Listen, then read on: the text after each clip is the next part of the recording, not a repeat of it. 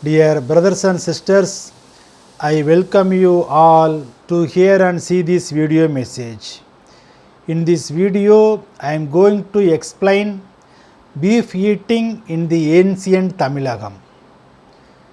Content for this video I given in the description, you can go through and study.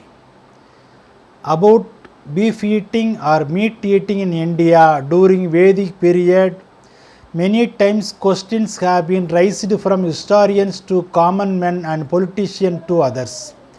If any period is taken in Indian history, all types of eaters had been there.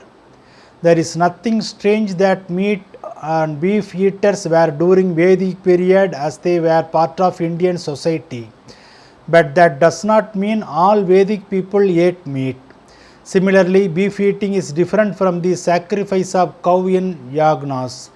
In any society at a particular period, there would be different people groups with different food habits and practices. Therefore, if anybody says that Vedic people ate beef, it is correct to the extent of those who eat. Therefore, generalization cannot be made and the issue has to be studied thoroughly without any bias, prejudice and partiality.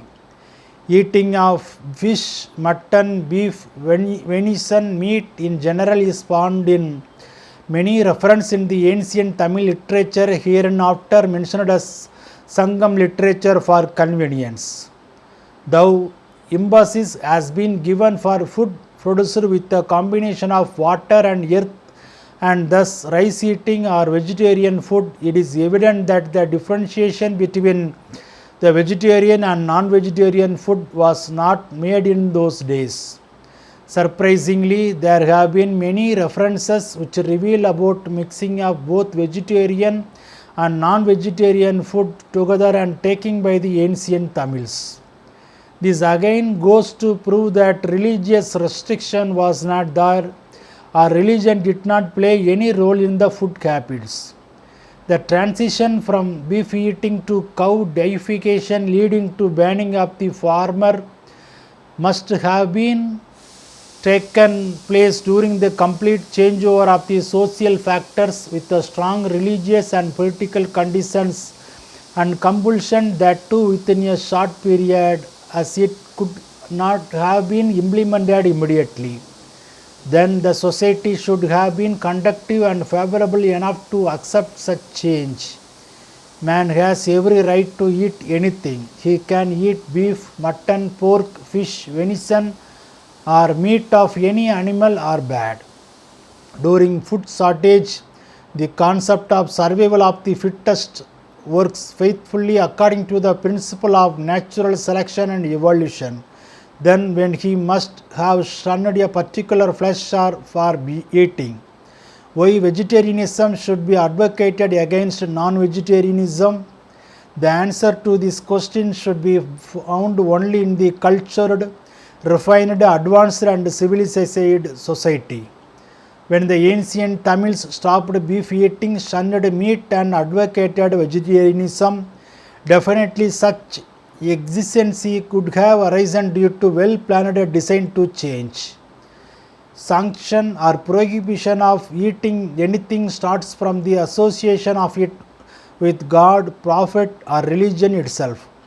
Depending upon myth, theology and social necessity, such evaluation mostly embraces economic factors. Thus, what is sanctioned in one religion is prohibited in another religion and vice versa. Though scholars previously discussed about cattle riding, lifting vividly and compared with Gogarna of Vedic Sanskrit literature, the subject of beef eating has not been discussed by them. Definitely they were perplexed by observing the contradictory habit of beef eating by the so-called cattle producers. They have dealt with the subject on the basis of so-called Brahminical interpretation or Sanskrit interpretation and perhaps thus totally missed the significance or prevalence of beef eating in the supposedly Aryanized Tamil and Dravidian society. Why beef should be eaten? eating of flesh of cow, or for that matter any animal that too raw with blood, shows the status of the evolutionary man at lower pedestal determined by the archaeological factors. Then the justification of beef eating based on the following argument put forward by advanced civilized and scientific man do not hold water. Number 1, beef is nutritious, cheaper, easily available and digestible. Cow production can thus be controlled effectively. Cow are breed and product for their value. Number 2, scientific and rational, though sanctioned in a particular religion, etc., there is no meaning in continuance of keeping the aged cattle. Therefore, if the ancient Tamils were eating beef, mutton, meat, fish, etc., singing Sangam poems, then their status should be carefully assessed. Again, it may be noted that beef eating in such an advanced, civilized and refined state would not deprive their status. How were cows available for killing? Was there any organized cow killing during Sangam period for beef eating with abattoirs? The answer is definitely not, as we do not come across breeding of cows, capturing cows of others, buying cows from others for the purpose, milking till they lost and then killing for beef and leather. In the Aryanization had been complete, and the total or the influence of Jains and Buddhists was so predominant, then the ancient Tamil literature should not have given a mosaic food habit of the Tamils. Therefore, the issue should be analyzed without racial and linguistic basis, prejudice and bigotry. Beef eating and priced. Whether the priestly class of the Sangam society ate beef, did Brahmins and Brahmins stop meat eating to project themselves as superior to Ahimsa, breaching Jains? The presence of a priestly class in a society should be a normal indicator for an established religion or popular religion acceptable to the majority of people, so their influence could create an impact on the fellow members. However, such a priestly class of the Sangam society should only be Brahmans or Brahmins, as has been popularly believed, is not supported by the Sangam literature, as no Brahmin word is found. It believes that the beef eating Brahmins suddenly stopped it to promote cow production to project themselves to superior to Ahimsa, breaching Jains, or they had to fight the aesthetic Jains and Buddhists were preaching and practicing non-violence. They should and could not have been so cruel to beef eating, so that the Brahmins could found an ingenious trick to take over them.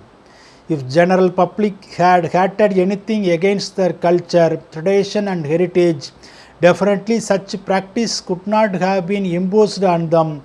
Whether such method of imposition was carried out overtly or covertly with authority or submission.